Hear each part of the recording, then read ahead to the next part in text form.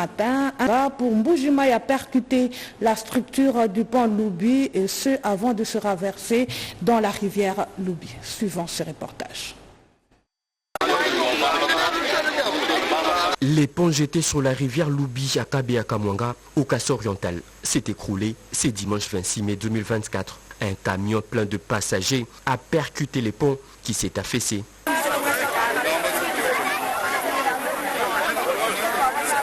Le chauffeur du dit véhicule somnolé au volant, selon les témoins trouvés sur les lieux.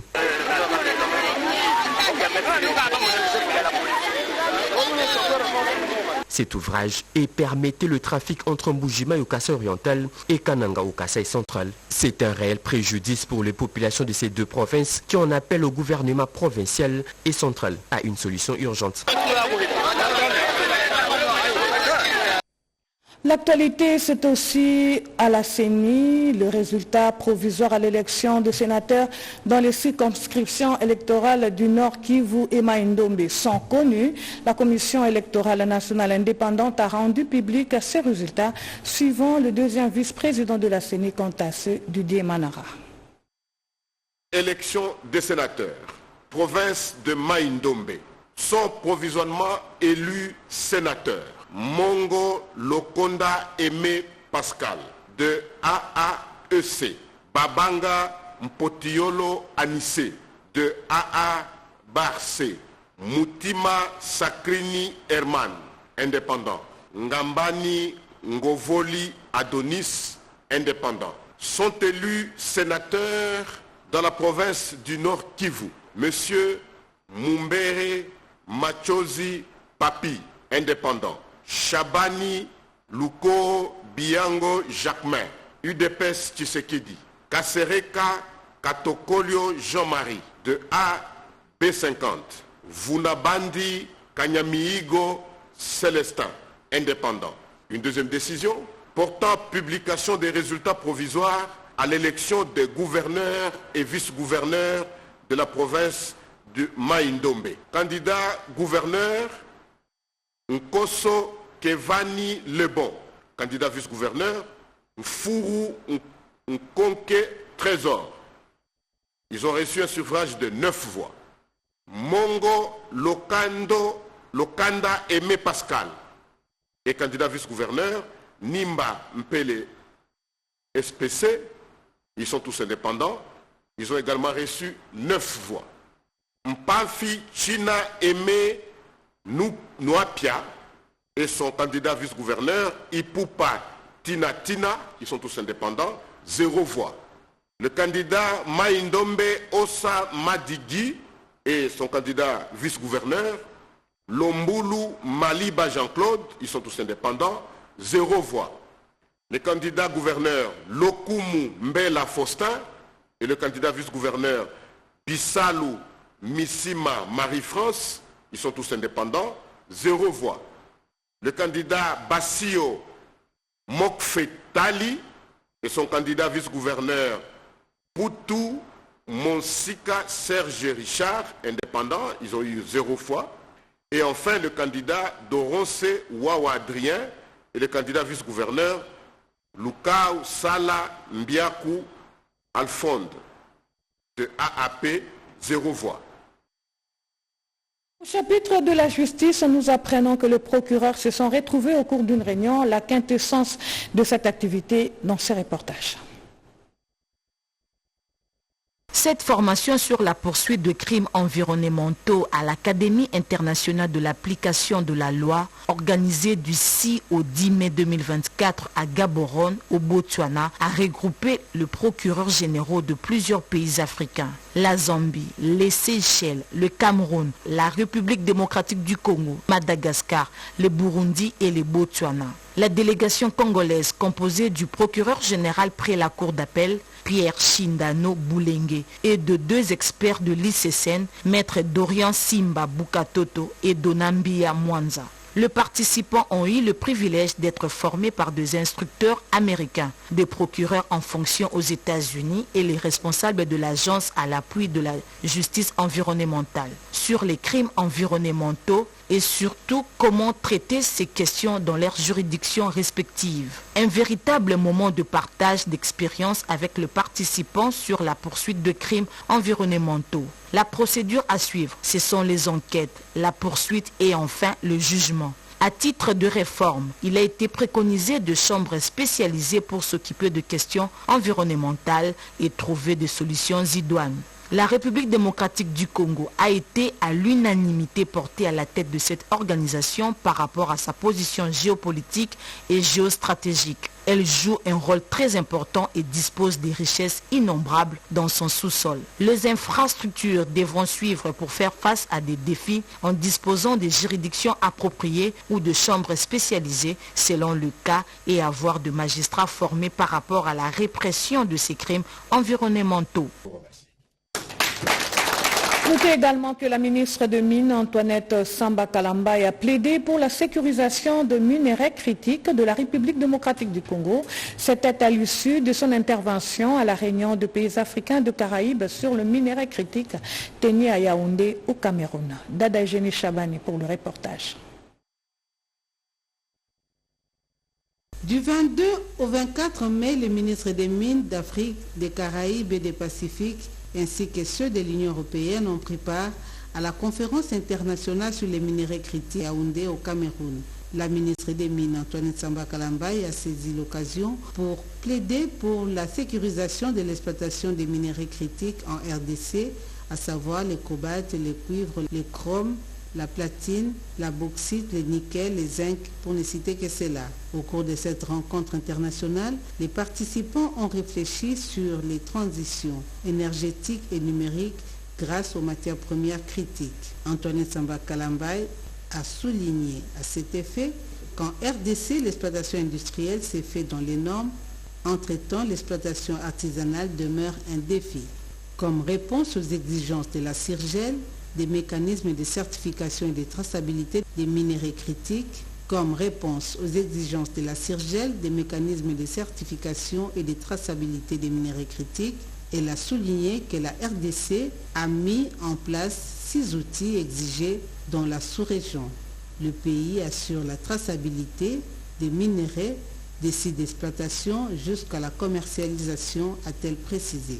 Ces assises étaient aussi une occasion d'échange d'expériences et de renforcement des partenariats stratégiques OEAC, Union européenne, sur l'exploitation des matières critiques. Pour mieux comprendre la convention sino-congolaise, un auteur du nom de Amisha Boalakai vient d'écrire un ouvrage relatant les conditions de conclusion de cet accord conclu en 2006. Le professeur Grégoire Bakandeja a baptisé cet ouvrage de plus dans les rayons de nos bibliothèques. Dans cet ouvrage de plus de 300 pages, l'auteur a minutieusement étudié ces contrats chinois connus en 2007. Madame Anisha Boalakai donne un éclairage sur les conditions de conclusion de cet ouvrage jugé défavorable à la partie congolaise et donne quelques pistes de solutions. Devant l'assistance composée d'un parterre de scientifiques, cet avocat de formation a expliqué les circonstances qui l'ont poussé à rédiger cet ouvrage porté ces jours sur les fonds baptismaux. La motivation principale, je voulais vraiment réfléchir pour savoir l'avantage qu'est tiré la République démocratique du Congo en recourant à ces modèles. L'idée, c'était de doter les pays de la loi sur le partenariat public-privé afin d'attirer les investisseurs sur ces secteurs pour reproduire le modèle sino-congolais. Alors il fallait attirer les investisseurs. Alors c'est ça ce qui m'avait plus motivé pour réfléchir sur cette question. Les préférenciers, le professeur Grégoire Bakandeja a encouragé l'auteur pour cette recherche fouillée qui permet au lecteur de mieux comprendre ces contrats chinois. Plusieurs personnalités ont témoigné sur les qualités de Madame Boalakai. Le livre a connu un succès retentissant.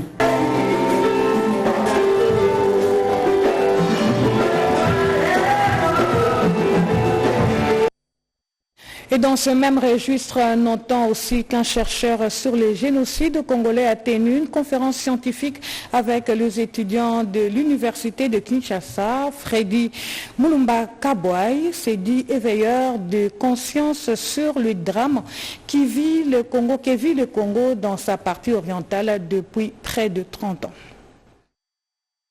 Dans sa tenue traditionnelle de ces derniers jours, avec un ton ferme, Freddy Mulumba, chercheur acharné sur le génocide congolais orchestré par le Rwanda, vient de nouveau pointer du doigt Paul Kagame comme agresseur principal de la RDC dans sa partie Est. Devant ses étudiants et chercheurs, au cours de cette conférence, il dit venir attirer l'attention de l'élite congolaise face à cette guerre qui vise à piller les minerais congolais au profit des grandes puissances. Abordant le thème Paul Kagame, gendarme de l'Afrique ou négrier de temps moderne, ces chercheurs congolais a démontré comment le président rwandais fournit des armes au groupe rebelle. La conférence, le thème sur Kagame, négrier d'état moderne ou gendarme de l'Afrique. J'ai voulu attirer l'attention des élites congolaises et africaines. Ce qui se passe ici actuellement, on est en train de recoloniser l'Afrique. On est en train de couper l'Afrique en morceaux, de revoir toutes les frontières. Il y aura des États qui vont disparaître et d'autres vont émerger. La seule personne qui a dénoncé Kagame, c'est Félix Antoine Tshisekedi Tshilombo. Et je demande aux jeunes, c'est votre avenir. Ne vous laissez pas devenir des esclaves, des Rwandais, des Ougandais et des multinationales occidentales. Comme lui, un autre orateur du jour, le professeur Emmanuel Kabungo, a aussi démontré l'implication de Paul Kagame dans l'agression de la RDC. Organisée par la structure Conscience nationale congolaise et le magazine Renaissance africaine, cette conférence était aussi l'occasion de présenter au public la sortie officielle d'une nouvelle association dénommée Les Amis de Charles Onana, une association composée essentiellement des étudiants, chercheurs et professeurs. Contrôle a priori, ingérence dans la gestion ou mesures prudentielles dans les finances publiques. Tel est le thème débattu au cours d'une conférence de débat tenue par le Forum économique de l'UNIKIN. Parmi les orateurs, nous avons le numéro 1 de l'IGF, Jules Alenguete. Invitation du Forum économique, une structure de la faculté des sciences économiques et gestion de l'université de Kinshasa, que le chef de service de l'UGF, Jules Alenguete, a été samedi 25 mai invité comme orateur principal à la conférence débat sur le thème contrôle a priori, ingérence dans la gestion ou mesures prudentielles sur les finances publiques.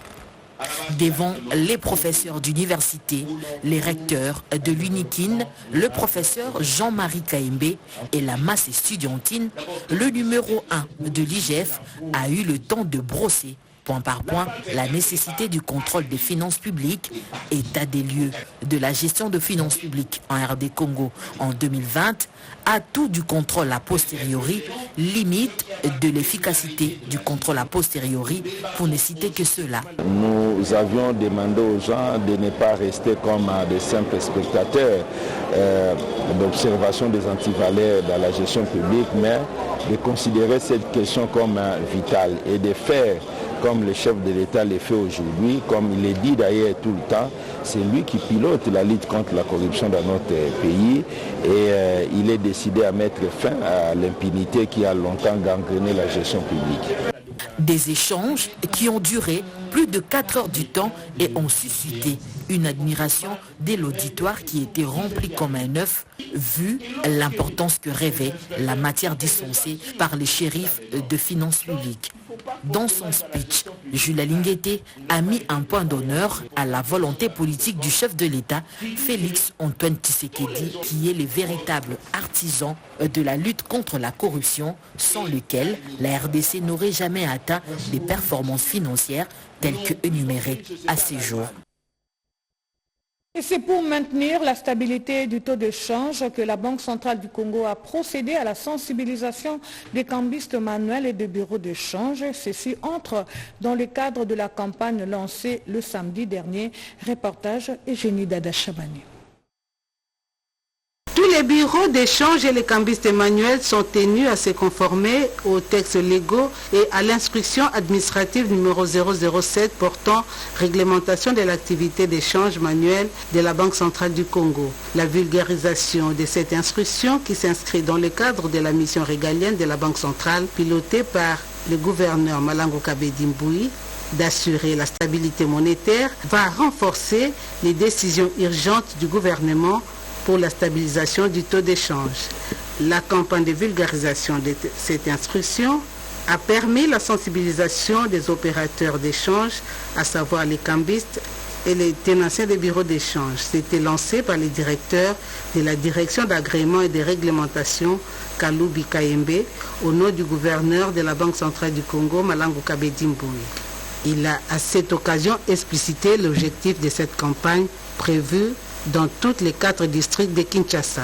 Avec la publication depuis le 1er septembre 2023 de la 3e notification de l'instruction administrative numéro 007 portant réglementation de l'activité de change manuel et au regard de l'évolution de la situation sur le marché d'échange, dont les bureaux d'échange sont une des catégories d'acteurs importants, la Banque centrale a pris l'initiative de vous approcher afin de permettre à chaque participant ici de connaître ce que l'autorité de régulation et de contrôle de la Banque centrale attend de lui en tant que bureau de change ou cambiste manuel, personne physique. Une importante délégation de la République démocratique du Congo était à Rimini, en Italie, pour participer à McFruit. C'est une foire de fruits et légumes dont les travaux ont été au centre d'un échange entre la délégation congolaise et l'ambassadeur d'Italie en République démocratique du Congo. Reportage Edith Chala.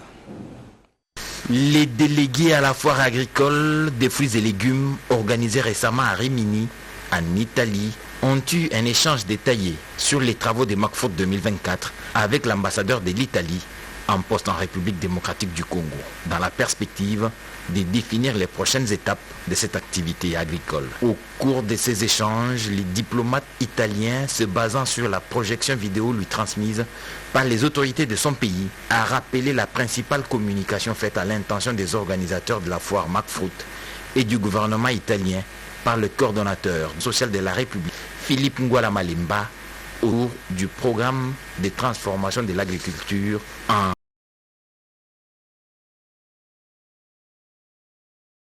L'on retiendra que cette foire aura été une... 9 hôpitaux et autres centres de santé de Kinshasa viennent de bénéficier des équipements médicaux. Ces dons du Fonds de promotion pour la santé va permettre à améliorer la prise en charge sanitaire de nouveau-nés et de femmes enceintes. Eric Kabamba.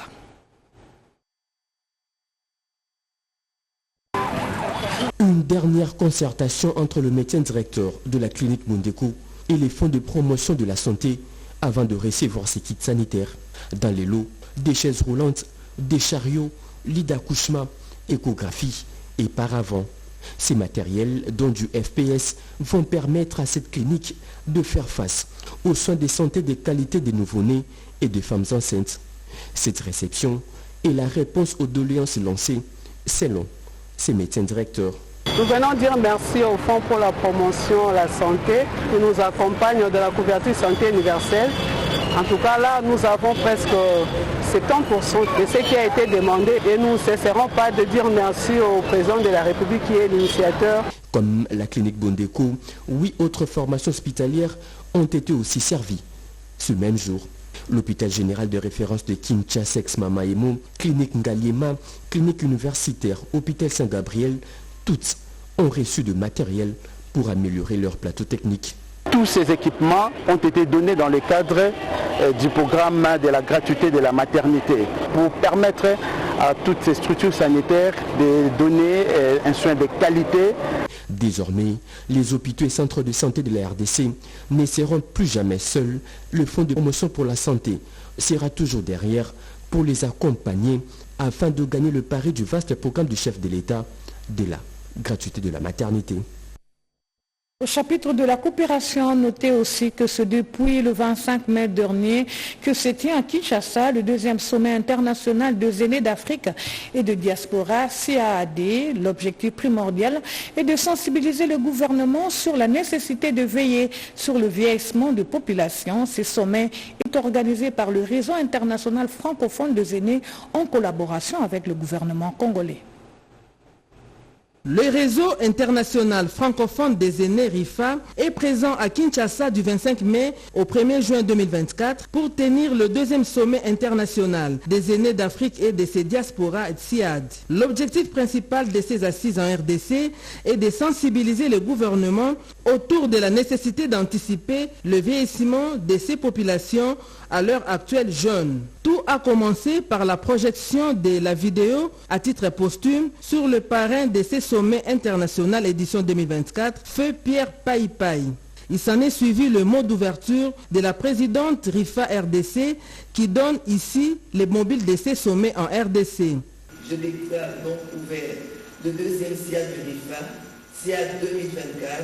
Une activité de haute facture qui a connu la présence de la présidente du RIFA de Burkina Faso et de la présidente du RIFA du Sénégal. Justice sociale est totalement distante à l'heure actuelle et qu'entre générations, on devrait, par les relations intergénérationnelles, reconstruire ce tissu.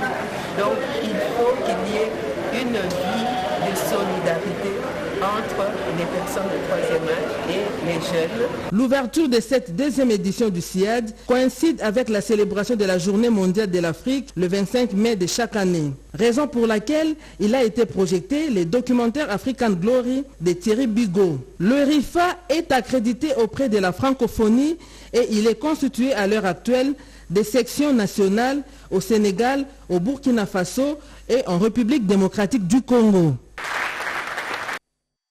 Par ailleurs, le directeur général du Fonds spécial pour la promotion de l'entrepreneuriat et l'emploi de jeunes, Joseph Mbouyi Mukendi, a lancé une formation gratuite à l'intention de jeunes entrepreneurs sur le marketing digital, une capacitation qui précède une entrée dans le monde des affaires de plus en plus numérique.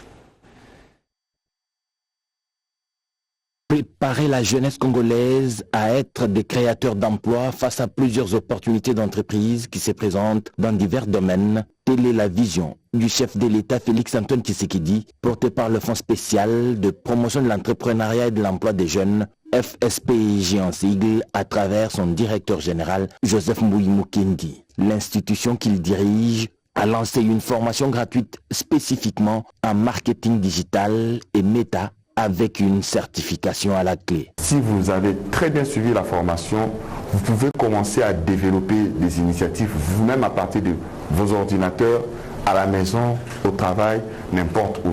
Avec le numérique aujourd'hui, il y a une grande possibilité de création d'emplois. Que quelqu'un se dise, à partir de ce que je suis en train d'apprendre, j'aurai à créer un business. À partir de ce que je suis en train d'apprendre, j'aurai à créer un emploi. Au-delà de tout, j'aime toujours parler de la morale. Donc, ce que vous apprenez, utilisez la morale. La morale plus la compétence amène au succès. Cette première cohorte comprend 50 apprenants. L'apprentissage va durer 1 mois, conciliant la théorie à la pratique. Ce programme de formation fournira des compétences pratiques et des connaissances approfondies dans le domaine clé du marketing numérique. Pour cette première semaine, les participants ont bénéficié de notions de base en marketing digital qui baliseront la voie des prochaines leçons. Prévoyant et convaincu des potentiels développés par la jeunesse, le patron du Fonds spécial de promotion de l'entrepreneuriat et de l'emploi des jeunes a mis en place cette session en partenariat avec Africa Digital Academy. Élu brillamment comme sénateur depuis la province de l'Équateur, le patriarche Jonas Mukamba a regagné Kinshasa le samedi dernier où un accueil chaleureux lui a été réservé. C'est dans la soirée de ce samedi 25 mai que le patriarche Jonas Mukamba Kadiata Nzemba est arrivé à sa résidence à Kinshasa après sa brillante élection comme sénateur de la province de l'Équateur. Arrivé chez lui, une foule en liesse lui a réservé un accueil très chaleureux. Le patriarche Jonas Mukamba a pris le temps de saluer sa famille politique, ses amis et connaissances, aussi sa famille biologique venue témoigner leur joie à ce politicien chevronné âgé de 93 ans et qui a été plusieurs fois gouverneur du Grand Équateur. On ne choisit pas les amis, j'ai choisi l'Équateur avec la collaboration et l'autorisation des FPAU, à l'amabilité, à l'accueil, à l'amour que les Équatoriens ont pour moi.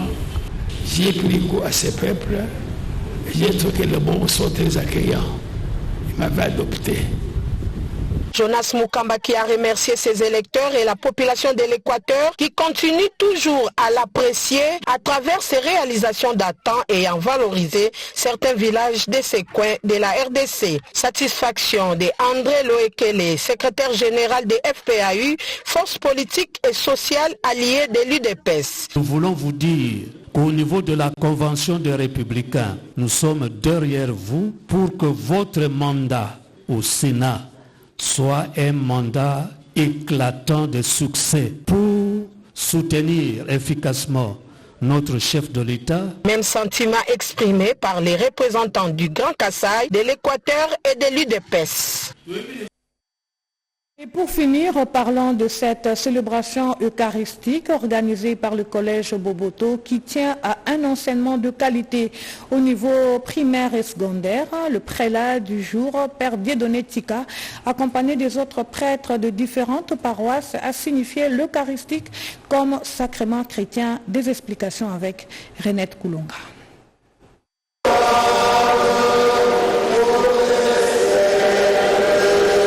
L'Eucharistie, c'est le deuxième sacrement de la vie chrétienne. Cela occupe une place centrale dans la doctrine et la vie religieuse de l'Église catholique. Une nourriture donnée par Dieu aux hommes afin qu'ils vivent de lui. Les collégiens de Boboto au niveau primaire et secondaire ont rendu grâce au Père par le Christ et par son Esprit pour les dons qu'il leur fait de la vie quotidienne. Au cours de cette célébration eucharistique, présidée par le Père recteur Dieudonné Tika et plusieurs célébrants à la paroisse du Sacré-Cœur que les élèves cités si haut ont communié pour la première fois au corps et au sang du Christ, sacrément venant en deuxième position après les baptêmes. C'est par l'Eucharistie que le pain de vie de la route. À chaque fois que vous communiez à ces deux espèces eucharistiques, vous communiez à votre propre condamnation. Et donc, il faut se préparer à la rencontre du Christ, a dit Saint Paul.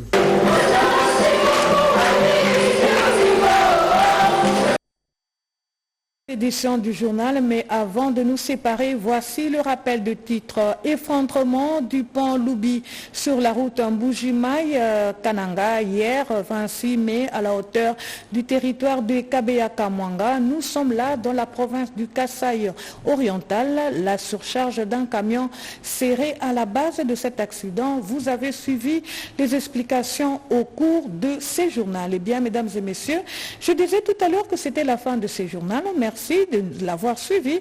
Ce journal a été réalisé par Jonathan Moubalama en collaboration avec Mamita Bangoulou.